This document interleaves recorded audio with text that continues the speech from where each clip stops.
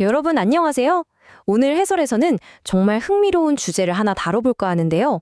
우리가 매일 마치 숨쉬듯 자연스럽게 사용하는 언어에 대한 이야기입니다. 이 언어의 의미가 대체 어디서 오는가에 대한 철학계의 아주 무겁고도 매혹적인 논쟁을 파헤쳐보려고 해요. 사실 우리가 세상을 어떻게 보고 또 어떻게 소통하는지 그 근본을 건드리는 주제거든요. 복잡해 보이는 철학적 개념들이지만 제가 아주 명쾌하게 풀어드릴 테니까요. 철학의 깊은 바다로 함께 빠져보실 준비 되셨죠? 자, 본격적으로 들어가기 전에 여러분께 질문을 하나 던져보고 싶어요. 우리가 쓰는 언어는 딱 고정된 의미를 갖고 있을까요? 아니면 그냥 완전히 우연의 산물일까요? 예를 들어서 여러분이 오늘 아침에 커피라는 단어를 쓰셨잖아요. 그 커피라는 단어가 그 검고 쌉싸름한 액체랑 뭔가 절대적으로 완벽하게 연결되어 있는 걸까요? 아니면 그저 우리가 살다 보니 우연히 그렇게 부르게 된 걸까요? 오늘 우리는 이 질문을 둘러싼 철학자들의 치열한 생각들을 하나씩 따라가 볼 겁니다. 오늘 우리가 살펴볼 내용의 전체적인 흐름입니다. 두 극단적인 언어 간의 대립을 먼저 보고요. 분석 철학의 객관주의, 루티의 상대주의, 그리고 듀이의 경험으로서의 언어 개념을 거쳐서 두 관점의 한계를 극복하는 제3의 길까지 차례대로 쭉 짚어보겠습니다. 그럼 첫 번째 내용입니다. 두 극단적 언어관이 어떻게 팽팽하게 대립하고 있는지 먼저 살펴볼게요. 철학의 역사를 보면요. 언어를 두고 정말 거대한 줄다리기가 있었습니다. 한쪽에는 객관주의가 있어요. 이 사람들은 의미가 절대로 변하지 않는다고 믿습니다. 언어랑 사물이 딱 1대1로 고정되어 있다는 거죠. 반대편에는 상대주의가 있습니다. 이쪽은 모든 게 완전히 물 흐리듯 변하고 아무 제약 없는 우연일 뿐이라고 봐요. 완전히 극과 극이죠? 이 두 관점은 서로를 아주 맹렬하게 부정해 왔습니다. 두 번째, 한쪽 극단인 분석 철학의 차가운 객관주의를 좀 더 자세히 들여다보겠습니다. 원문 자료를 보면 분석 철학은 언어를 마치 수학 공식처럼 다루거든요. 우리가 일상에서 겪는 삶이나 활동하고는 아예 선을 그어서 철저히 분리시켜버립니다. 언어는 그저 어떤 실체나 생각을 가리키는 변하지 않는 바코드 라벨 같은 도구라는 거예요. 이 단어는 저 사물이다라는 엄격한 1대1 대응만이 진짜 의미라고 보는 거죠. 사실 우리가 일상에서 쓰는 언어의 생동감을 생각하면 참 기계적이고 차가운 관점이죠. 이제 세 번째, 그 반대판에 있는 로티의 허무주의적 상대주의로 넘어가 볼까요? 방금 본 그 차가운 객관주의에 정말 숨이 막혔던 철학자가 있습니다. 바로 리처드 로티인데요. 로티는 분석 철학의 그 1대1 대응을 완전히 박살내버립니다. 그의 핵심 개념은 우연성이에요. 언어라는 건 마치 잠깐 유행하고 사라지는 인터넷 밈처럼 그냥 아무 필연성 없는 우연이라는 거죠. 더 나아가서 언어뿐만 아니라 우리가 사는 이 세계, 심지어 우리 자아까지도 전부 제약 없는 우연의 산물이라고 주장합니다. 세상에 고정된 진리나 의미 같은 건 아예 없다는 엄청나게 파격적인 시각이죠. 하지만요, 원문 텍스트에서는 로티의 이런 급진적인 주장이 가진 치명적인 약점을 정확히 짚어냅니다. 한번 상상해 보세요.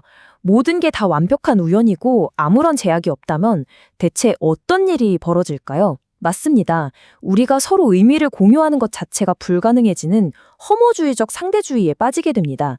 모든 의미가 그때그때 기분 따라 다르고 우연일 뿐이라면 우리가 다른 사람과 제대로 소통할 수 있는 객관적인 뼈대 자체가 완전히 무너져 버리잖아요. 네 번째 섹션입니다. 이 팽팽한 대립 속에서 마침내 존 듀이의 경험으로서의 언어가 등장합니다. 차갑게 굳어버린 분석 철학, 그리고 혼돈 그 자체인 로티의 상대주의, 이 거대한 틈을 메우기 위해 듀이가 나섭니다. 듀이의 가장 멋진 통찰이 바로 경험으로서의 언어인데요. 그에게 언어는 사물에 붙여놓은 죽은 라벨표도 아니고 공허하게 떠도는 랜덤한 소음도 아니었어요. 언어는 철저히 우리가 실제로 겪는 인간의 경험, 그 생생한 과정 자체에서 비롯된다는 겁니다. 그러니까 듀이의 관점에서 언어는 무조건 사회적 의미를 가질 수밖에 없거든요.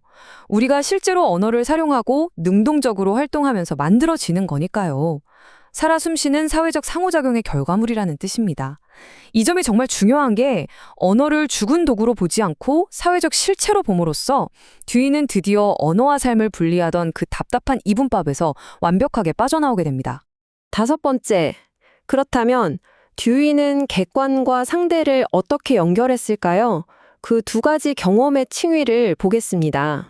듀이는 이 다리를 놓기 위해서 인간의 경험을 두 가지로 설명합니다. 첫 번째는 물리적 경험이에요.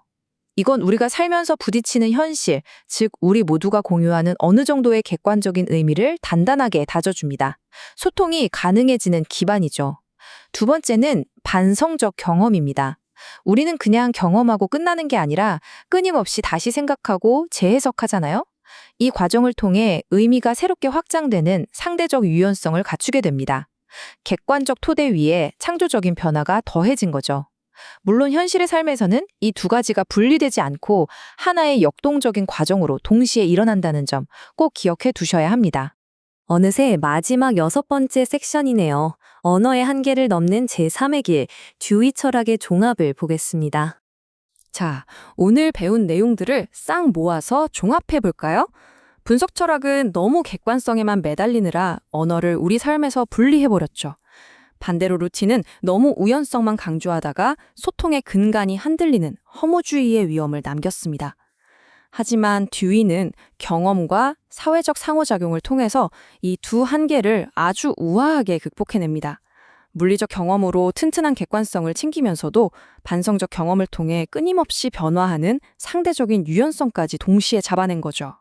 차가운 객관주의와 뿌리 없는 상대주의를 모두 뛰어넘은 진짜 완벽한 제3의 길이라고 할 수 있습니다. 오늘 해설을 마무리하면서 여러분께 이런 질문을 하나 남기고 싶어요. 만약 뒤의 말처럼 여러분이 매일 쓰는 그 평범한 단어들이 그냥 주어진 도구나 우연한 소음이 아니라 여러분이 직접 부딪히고 살아낸 경험의 생생한 기록이라면 어떨까요? 당장 내일 여러분은 어떤 새로운 경험을 통해 여러분만의 살아있는 언어를 만들어 가시겠습니까? 무심코 나누는 우리의 일상적인 대화조차도 사실은 아주 역동적인 철학적 행위라는 거 앞으로 꼭 기억해 주셨으면 좋겠습니다. 자, 오늘 이야기는 여기까지입니다.